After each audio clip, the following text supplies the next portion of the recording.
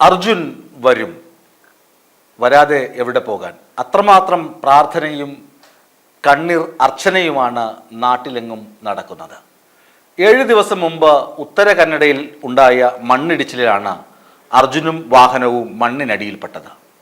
അർജുനും വാഹനവും ദേശീയപാതയിലോ അല്ലെങ്കിൽ സമീപത്തുള്ള ഗംഗാവാലി നദിയിലോ ഉണ്ടാകുമെന്നാണ് നിലവിലെ സൂചനകൾ. 2 ഭാഗത്തും തെരച്ചിൽ നടക്കുന്നുണ്ട്. എന്നാൽ സമീപ പ്രദേശത്തെ സ്ഥിതിഗതികൾ കൃത്യമായി അറിയാവുന്ന ആളുകൾ പറയുന്നത് വാഹനം ഒരിക്കലും നദിയിൽ ഉണ്ടാകാൻ സാധ്യതയില്ല എന്നാണ്. കാരണം അങ്ങനെയാണെങ്കിൽ ഈ ഹോൺ മുഴങ്ങാൻ സാധ്യതയില്ല. പാറകൾ, വലിപ്പമുള്ള പാറകൾ, JCBക്ക് പൊട്ടിച്ചു മാറ്റാൻ പറ്റാത്ത തരത്തിലുള്ള വലിയ പാറകൾ വന്ന് പതിച്ചത് കൊണ്ടാകാം വാഹനത്തെ കണ്ടെത്താൻ കഴിയാത്തത്. വാഹനം റോഡിൽ തന്നെ ഉണ്ടാകും, അതാണ് ഹോൺ മുഴങ്ങുന്നത് എന്ന് ആളുകൾ സാക്ഷ്യപ്പെടുത്തുന്നു. അങ്ങനെയാണെങ്കിൽ വളരെ വൈകാതെ തന്നെ അർജുനെ കണ്ടെത്താൻ ദൗത്യസംഘത്തിന് കഴിയും. എന്തുകൊണ്ടാണ് ഇത്രയും വൈകിയത് എന്നതാണ് വലിയ ചോദ്യം. സമീപ ദിവസങ്ങളിൽ തിരുവനന്തപുരത്ത് ഒരു ദുരന്തം സംഭവിച്ചു. ആമയിഴഞ്ചാൻ തോട് വൃത്തിയാക്കാൻ ഇറങ്ങിയ ഒരു തൊഴിലാളി ആമയിഴഞ്ചാൻ തോടിൽ അകപ്പെടുകയും 3 ദിവസങ്ങൾക്ക് ശേഷം അദ്ദേഹത്തെ മരിച്ച നിലയിൽ കണ്ടെത്തുകയും ചെയ്തു. 3 ദിവസവും രാത്രിയും പകലും എന്ന ഭേദമില്ലാതെ ആളുകൾ രക്ഷാപ്രവർത്തനത്തിൽ ഏർപ്പെട്ടു. ഇവിടെ മലയാളിയാണ് കർണാടകയിൽ അപകടത്തിൽപ്പെട്ടത്. കേരളത്തിലും അപകടത്തിൽപ്പെട്ടത് മലയാളി തന്നെയാണ്. മലയാളിയെ രക്ഷപ്പെടുത്താൻ ഒന്നടങ്കം ആളുകൾ, മേയർ ഉൾപ്പെടെയുള്ള ആളുകൾ, MP ഉൾപ്പെടെയുള്ള ആളുകൾ സ്ഥലത്ത് ക്യാമ്പ് ചെയ്ത് നേതൃത്വം നൽകിയിരുന്നു. എന്നാൽ കർണാടകയിൽ സ്ഥിതി അതല്ല. കർണാടകയിൽ രക്ഷാപ്രവർത്തനം തന്നെ ആദ്യഘട്ടത്തിൽ വൈകി.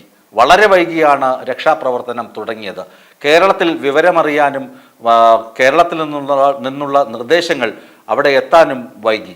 കേരളത്തിൽ നിന്നുള്ള നിർദ്ദേശങ്ങൾ എത്തിയ ശേഷം മാത്രമാണ് രക്ഷാപ്രവർത്തനം കാര്യക്ഷമമായി നടന്നു തുടങ്ങിയത്. സൈന്യത്തിൻ്റെ സാന്നിധ്യമുണ്ടായത്, ദേശീയ ദുരന്ത നിവാരണ അതോറിറ്റിയുടെ സാന്നിധ്യം ഉണ്ടായത് എന്ന് മനസ്സിലാക്കാൻ.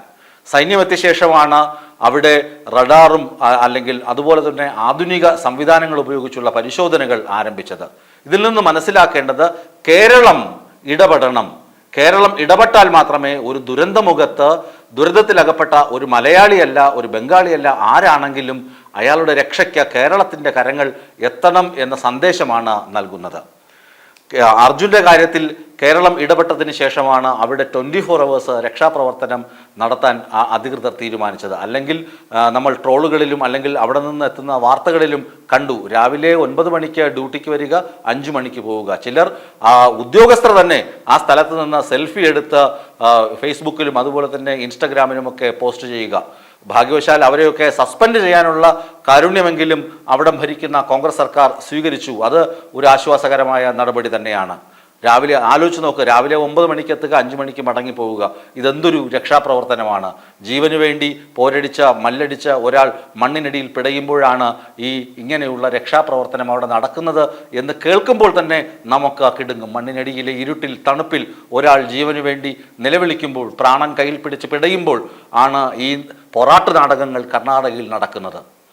ആലോചിച്ച് നോക്കുക, എത്ര ക്രൂരമാണ് അവിടെ നടന്നുകൊണ്ടിരിക്കുന്നതെന്ന്. ഒരുപക്ഷെയെങ്കിൽ നേരത്തെ രക്ഷാപ്രവർത്തനം തുടങ്ങിയിരുന്നുവെങ്കിൽ, അപകടം നടന്ന ആ തൊട്ടടുത്ത മണിക്കൂറുകളിൽ തന്നെ രക്ഷാപ്രവർത്തനം നടന്നിരുന്നുവെങ്കിൽ എത്രയും വേഗം തന്നെ ഈ സ്പോട്ട് കണ്ടെത്താൻ കഴിയുമായിരുന്നു. ഇപ്പോൾ കണ്ടെത്തിയ സ്പോട്ടിൽ 98% മണ്ണും നീക്കിക്കഴിഞ്ഞു. എങ്കിലും അവിടെ വാഹനത്തിൻ്റെ സാന്നിധ്യം ഇല്ല എന്നാണ് സൈനികർ പറയുന്നത്. എങ്കിലും ബാക്കി മണ്ണ് കൂടി നീക്കം ചെയ്താൽ ഒരുപക്ഷെയെങ്കിൽ വാഹനം കണ്ടെത്താൻ കഴിയുമെന്ന പ്രതീക്ഷയും സൈനികർ പങ്കുവയ്ക്കുന്നുണ്ട്. അതുപോലെ തന്നെ വാഹനം ഉണ്ടാകാൻ സാധ്യതയുള്ള ഗംഗാവാലി നദിയുടെ ഭാഗങ്ങളിലും സൈനികർ പരിശോധന നടത്തുന്നുണ്ട്. അർജുനു വേണ്ടി കരയുകയും പ്രാർത്ഥിക്കുകയും ചെയ്യുന്ന ഒരു നാട് ഉണ്ട് കേരളത്തിൽ, അല്ലെങ്കിൽ കേരളം ഒന്നാകെ തന്നെ കരയുന്നുണ്ട്. കോഴിക്കോട് മാത്രമല്ല, കേരളം ഒന്നാകെ തന്നെ പ്രാർത്ഥിക്കുന്നുണ്ട്. കേരളം ഒന്നാകെ തന്നെ നല്ലൊരു വാർത്ത കാത്തിരിക്കുന്നുണ്ട്. അത് സംഭവിക്കട്ടെ എന്ന് ആത്മാർത്ഥമായി നമ്മളും ആഗ്രഹിക്കുന്നുണ്ട്. ഈ വീഡിയോ നിങ്ങൾക്ക് ഇഷ്ടമായാൽ ലൈക്ക് ചെയ്യുക. കൂടുതൽ വീഡിയോകൾക്കായി യോഗനാഥൻ ന്യൂസ് ചാനൽ സബ്സ്ക്രൈബ് ചെയ്യുക.